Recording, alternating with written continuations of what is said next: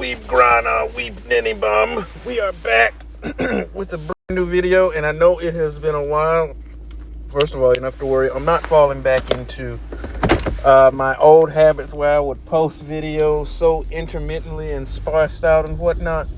No, I was actually I was feeling under the weather for about a week or so, and then just various other things. So it kind of had me away for a little while, and I didn't want to try to get on and do a video and I could hardly talk, or I would have, excuse me, had to have, stop every few minutes to cough or whatever. I didn't think that would be a good quality product, so I just opted to kind of sit down and get myself back right. And once I felt healthy again, I get back to making videos, which I do. And so here we are. So, and this was, let me say this.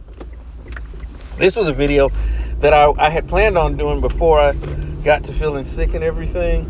And obviously with me kind of being under the weather for a little bit, wasn't able to do it. But now that I'm back, I want to talk about this. So if you will recall, excuse me, several weeks ago, we did a video, and a lot of other far better content creators than I talked about this subject as well, which was the idiotic comments made by Anthony Edwards, who is someone that a lot of us like, particularly as old school basketball fans, because we felt like he represents one of the last bastions of the old school competitiveness and the competitive fire that is sorely lacking from the NBA, and that when we look back of times past, that we really is one of the things that we enjoyed about the game. And he's one of the unfortunately, is the few in the last bastions of that in the modern NBA. But with that being said, just because we like you, if you say or do something stupid, we're going to call you out about it. And a lot of us did. When he made those comments talking about Michael Jordan was the only person skilled of his era, and then what made it doubly as dumb, not only is that not true, but what made it doubly as dumb, in your statement, you said you didn't even watch back in the day. So how the hell can you know and you make such a such a declarative statement when you didn't even watch the basketball that was played back then? And a lot of people, and rightfully so, took him to task on that. And well, one of the other people who took him to task as well was former NBA player and current Suns broadcaster Eddie Johnson, who had some biting comments of rebuke for Anthony Edwards. And so without any further ado, I'm going to let you hear what Eddie Johnson had to say about Anthony Edwards' comments. He made a comment. He said, well, I haven't seen much basketball. Well, how in the hell can you freaking comment on that? If you haven't seen much ball back from the day, how can you comment, man? You just gonna grab Michael Jordan, a guy that you didn't even see play. Because if you saw Michael Jordan play, you saw Hakeem play. You saw Clyde Drexler play. You saw a Steve Nash play years from then. Or you just saw the highlights of Michael. Magic Johnson is the most beautiful basketball player I have ever seen on a basketball court. He's one of the greatest passers ever. And him and the legend of Larry Bird, the most dominant white ball player in the history of basketball.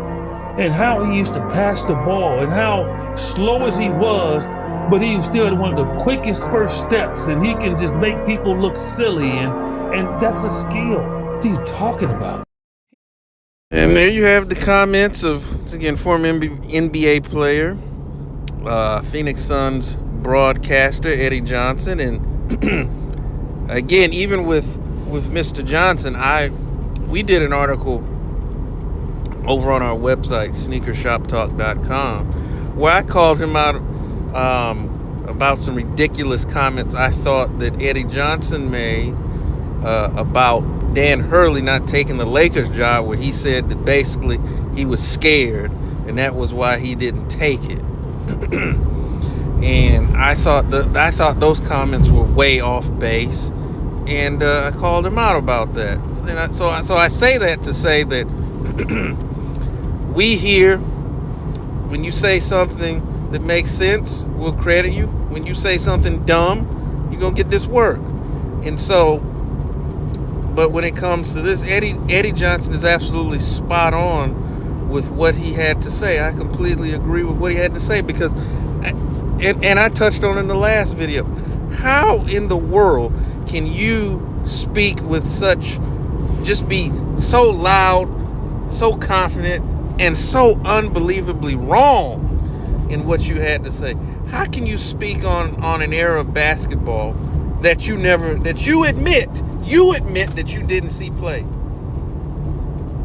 How can you do that? If you haven't seen it, you know what you should do? You should be quiet. You should not say anything. It's just like Sports and Fitness Rants said so many times. And the more he says it, the more you listen to some of these current and former players, I'm really agreeing with this, that just because you play in the NBA does not mean that you know the history of the game. And this is a prime example of that.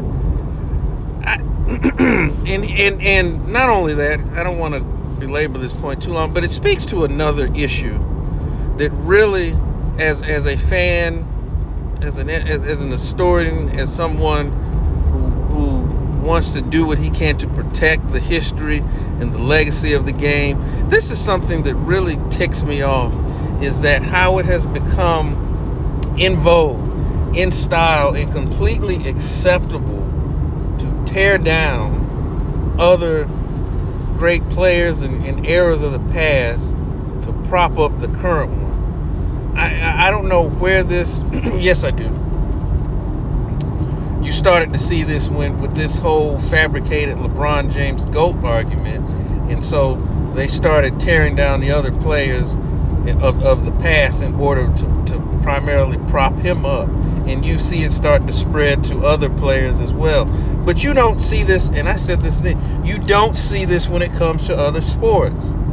If you go on the MLB network and you say that, Dennis Eckersley there's no way he could play today because, look at he didn't have to face, the Mike Trouts or the Bryce Harpers and the Shohei Ohtanis of the world. There's no way. Look at the guys that he faced. They would laugh your behind right off the network. They would not let you come back on for saying something that unbelievably idiotic. If you went on the NFL network and you were to say, well, I don't think that Darryl Green could really play today. When you look at the Jamar Chases of the world and the Justin Jeffs, you didn't have to face guys like that, which is complete crap. But again, if you say something that's stupid, you're not going to be on the network that long. Like, what the hell are you talking about? Like, you're an idiot. Don't come back. You can't go in NASCAR spaces and speak ill of Richard Petty or Cale Yarborough or David Pearson or Bobby Allison or some of these, especially not Dale Sr. I'm telling NASCAR fans, some of them, they will punch you dead upside the head with no hesitation. But again, in basketball, because you've got idiots in the media who get on here and spew that garbage, it filters down to your everyday fan because they see it on TV and they think that's okay, and it's not. Look, there's nothing wrong with liking today's players. There are some phenomenal players in the NBA right now. Softness aside, rules changes aside, there are some really good players in today's league. There's a lot of players that I personally enjoy watching. But just because if I like Kyrie Irving, that doesn't diminish what Isaiah Thomas did. That doesn't diminish what Nate Tiny Archibald did. It doesn't diminish, if you like Steph Curry, it doesn't diminish Mahmoud Abdul-Rauf or Michael Adams or Rod Strickland. It doesn't. and I don't understand I keep saying I don't understand. I understand. I don't like it. I think it's disrespectful. It's incredibly disrespectful to the players that came before us. It's disrespectful to the fans who actually lived it and watched it and knew what it was.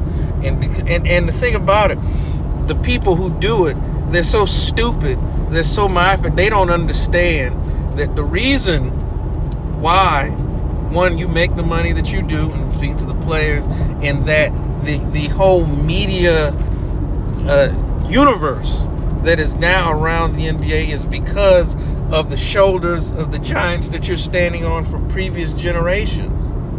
You're making $50 million because Magic Johnson and Larry Bird laid the foundation by saving the NBA.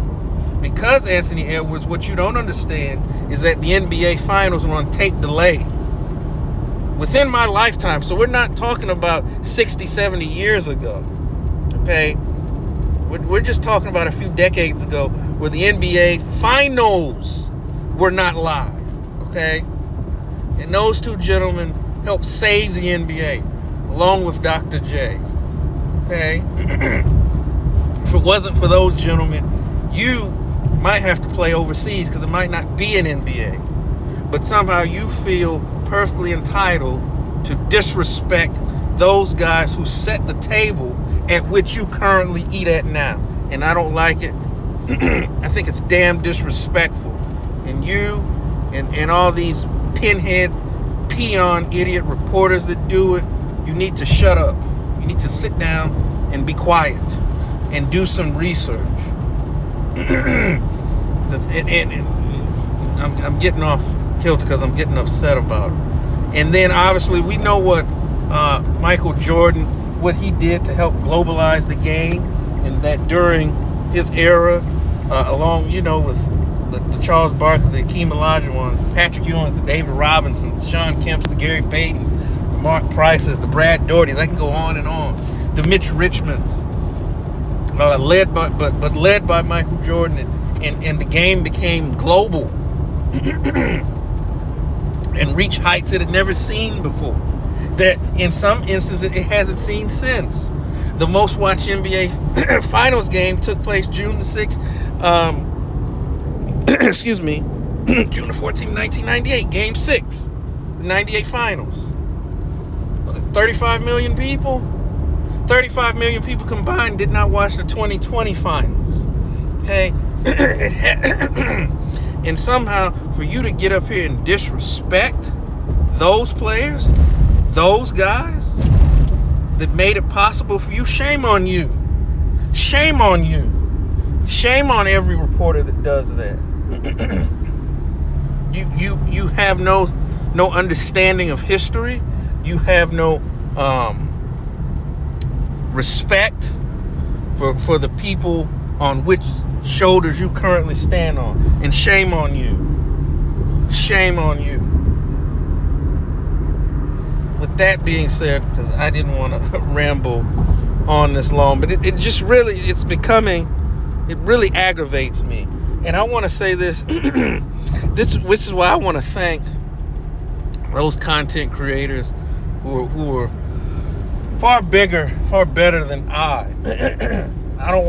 I'm going to name a few, but if I leave anybody out, it's just charge it to my head and not my heart, because there's so many out there. Whether it be a Two Raw or a Ticket TV, Sports and Fitness Rants, Angry Old Hoops, Uncommon Sense.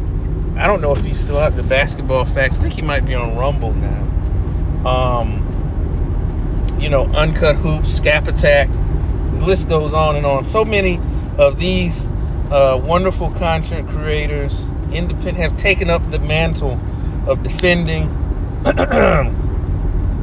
Basketball Time Machine. I don't want to forget about him. Taken up the mantle of preserving, protecting, and defending the past of this wonderful game of basketball that we all love, because that's why we do it. We all love basketball, and we don't want to see the history of it desecrated and spat on for no other reason than making these other guys look better than what they are. It's not cool, and it needs to stop. But until it does, it's up to us, because the mainstream media is not going to do it. It's up to the independent guys. And I certainly don't put myself on the level of those folks. I want to do my part. to help preserve, protect, and defend the history of this game that we love. So, with that being said, I'm going to wrap up this video. Hopefully you got something out of it. With that being said, you know, I want to thank you again for spending a few moments with me. I know I was gone for a little bit, but I am back, and I'll be back with a lot of videos as we roll into media days. Because y'all, the season, we're not that far away from basketball being played again. So that's an exciting time. So definitely looking forward to that. And as always, please tell the ones that you love them. That being said, peace.